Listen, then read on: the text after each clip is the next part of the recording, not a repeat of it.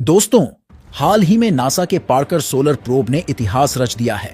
Parker solar probe पहला ऐसा यान है जो सूरज के इतना करीब पहुंच पाया है और इंसानों द्वारा बनाया गया अब तक का सबसे फास्टेस्ट यान भी बन गया है।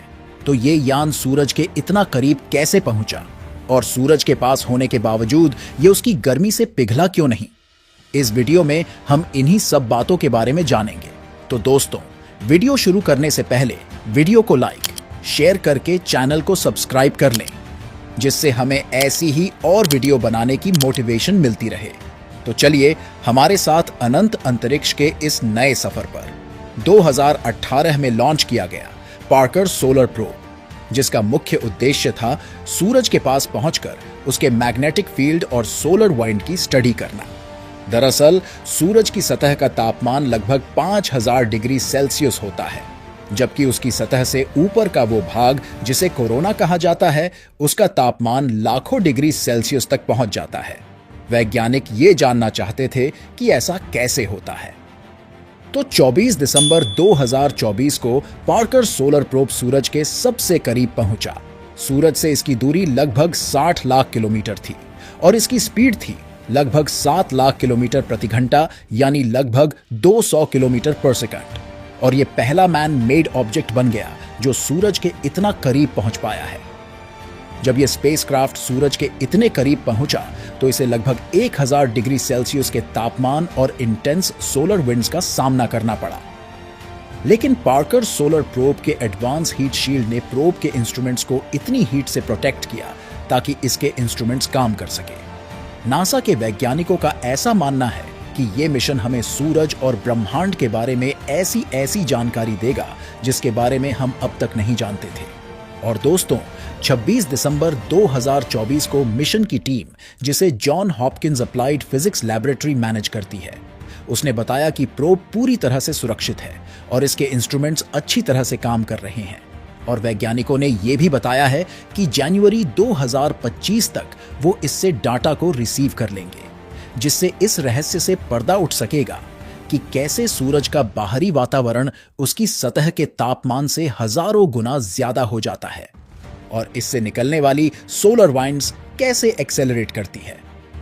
दोस्तों, सूरज की सतह का तापमान लगभग 10,000 डिग्री फ़ारेनहाइट या 5500 डिग्री सेल्सियस तक होता है, जबकि इसके कोरोना का तापमान लाखों डिग्री सेल्सियस तक पहुंच जाता है। अगर हम ये समझ पाए कि ऐसा कैसे होता है तो हम स्टेलर फिजिक्स को अच्छी तरह से समझ पाएंगे। और दूसरा फेनोमेनॉन है सूरज से निकलने वाली सोलर वाइंड्स। ये चार्ज्ड पार्टिकल्स की स्ट्रीम होती है और ये बहुत ही हाई स्पीड से ट्रैवल करती है, ग्रहों के वातावरण और स्पेस वेदर में इंटरफियर करती है। पार्कर प्रोब को सूरज के कोरोना में ट्रैवल करने के बाद इनके बारे में काफी अच्छा डाटा मिला होगा। इससे हम जान पाएंगे कि ये सोलर वाइंड्स कैसे बनती है और कैसे एक्सेलरेट करती है। दोस्तों, साल 2019 में पार्कर सोलर प्रोब की एक खोज ने तब हेडलाइन बनाई जब उसने सूरज के मैग्नेटिक स्विचबैक को डिटेक्ट किया, जिससे यह पता चला कि सूरज के मैग्नेटिक फील्ड में अब्रप्ट रिवर्सल होता है।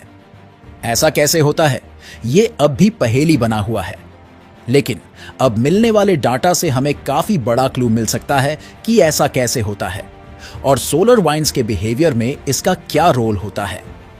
पार्कर सोलर प्रोब में मौजूद इंस्ट्रूमेंट्स इन फिनोमेनन को डिटेक्ट करने के लिए ही बनाए गए हैं। ये सूरज के electric field, magnetic field, plasma density और एनर्जेटिक पार्टिकल्स को स्टडी करेंगे और इस डाटा का इस्तेमाल करके वैज्ञानिक सूरज के बाहरी वातावरण का डिटेल पिक्चर बना सकते हैं। और ये खोज हमारे लिए काफी मददगार साबित होगी, क्योंकि वैज्ञानिक इससे स्पेस वेदर को समझ पाएंगे और आने वाले सोलर स्टॉर्म्स की भविष्यवाणी कर सकेंगे, जिससे हमें अपने सैटेलाइट्स और इलेक्ट्रॉनिक इक्विपमेंट्स को बचाने में मदद मिलेगी। क्योंकि दोस्तों, साल 1859 में आए एक खतरनाक सोलर स्टॉर्म, जिसे कैरिंगटन इवेंट भी कहा जाता है, उससे दुनिया में कई जगह पावर सप्लाई ग्रिड्स और कम्युनिकेशन फेलियर हो गया था, जिससे लाखों डॉलर्स का नुकसान हुआ था। तो आप सोच सकते हैं कि अगर आज ऐसा होता है तो क्या होगा। पार्कर सोलर प्रोब न केवल सोलर साइंस को ही नहीं ट्रांसफॉर्म करेगा, बल्कि ये स्पेस एक्सप्लोरेशन को भी एक नया आकार देगा, क्योंकि अगर इसका हीट शील्ड सूरज की गर्मी को झेलकर इसके इंस्ट्रूमेंट्स को सेफ रख सकता है तो इसका मतलब है भविष्य में इस मटेरियल का उपयोग करके वीनस और मर्क्यूरी जैसे गर्म प्लैनेट्स या दूर मौजूद किसी एक्सोप्लैनेट पर भी जाना पॉसिबल हो सकेगा। पार्कर सोलर प्रोब के साथ यूरोपियन स्पेस एजेंसी का एक सोलर ऑर्बिटर भी है, जिससे हमें सूरज में होने वाली एक्टिविटी की और डिटेल जानकारी मिलेगी। जहां पार्कर सोलर प्रोब सूरज के काफी करीब से डाटा लेगा, वहीं सोलर ऑर्बिटर सूरज से सेफ दूरी यानी लगभग 42 लाख किलोमीटर की दूरी से डाटा लेगा।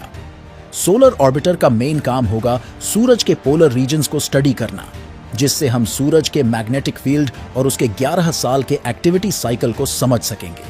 और सिर्फ ये ही नहीं, यूरोपियन स्पेस एजेंसी का एक और मिशन, जिससे हाल ही में 4 दिसंबर 2024 को इसरो यानी इंडियन स्पेस रिसर्च ऑर्गेनाइजेशन ने लॉन्च किया है। ये आर्टिफिशियल सोलर इक्लिप्स बनाकर सूरज के कोरोना की स्टडी करेगा। दरअसल ये 2 सैटेलाइट हैं, एक कोरोनाग्राफ स्पेसक्राफ्ट और दूसरा ऑकल्टर स्पेसक्राफ्ट। इसमें ऑकल्टर स्पेसक्राफ्ट कोरोनाग्राफ स्पेसक्राफ्ट के पीछे रहेगा। ये दोनों एक दूसरे से 150 मीटर की दूरी पर रहेंगे और ये दोनों ठीक वैसे ही काम करेंगे जैसे सूर्य ग्रहण के समय सूरज के सामने चंद्रमा और चंद्रमा के पीछे पृथ्वी रहती है। प्रोबा 3 सूरज के आंतरिक वायुमंडल की स्टडी करेगा।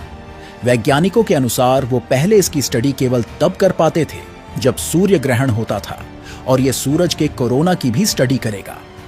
दरअसल कोरोना 2 तरह के होते हैं, एक हाई कोरोना और लो कोरोना। इन दोनों के बीच जो गैप होता है, प्रोबा 3 का ये मिशन उसी की स्टडी करेगा।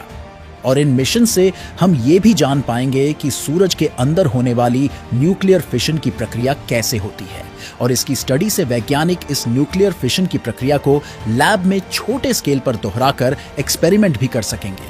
तो दोस्तों, इससे हमें यह पता चलता है कि केवल एक मिशन से हम सूरज की स्टडी नहीं कर सकते। इन 3 मिशन से सूरज के बारे में हमें जो जानकारी मिलेगी, उन सबको मिलाकर हम सूरज की डिटेल स्टडी कर पाएंगे। अब देखने वाली बात होगी कि जनवरी 2025 में पार्कर प्रोब द्वारा सूरज के इतने करीब से लिए डाटा से वैज्ञानिकों को क्या जानकारी मिलती है। आने वाले वीडियो में हम उसके बारे में भी बात करेंगे। तो दोस्तों, इस वीडियो में बस इतना ही। ये वीडियो आपको कैसी लगी कमेंट करके बताएं, और वीडियो को लाइक शेयर करना ना भूलें। और अगर आप इस चैनल पर नए हैं तो चैनल को सब्सक्राइब करके बेल आइकॉन पर क्लिक करें, जिससे नए वीडियो के नोटिफिकेशंस आपको मिल सके। तो मिलते हैं ऐसी ही मजेदार और इंटरेस्टिंग अगली वीडियो में।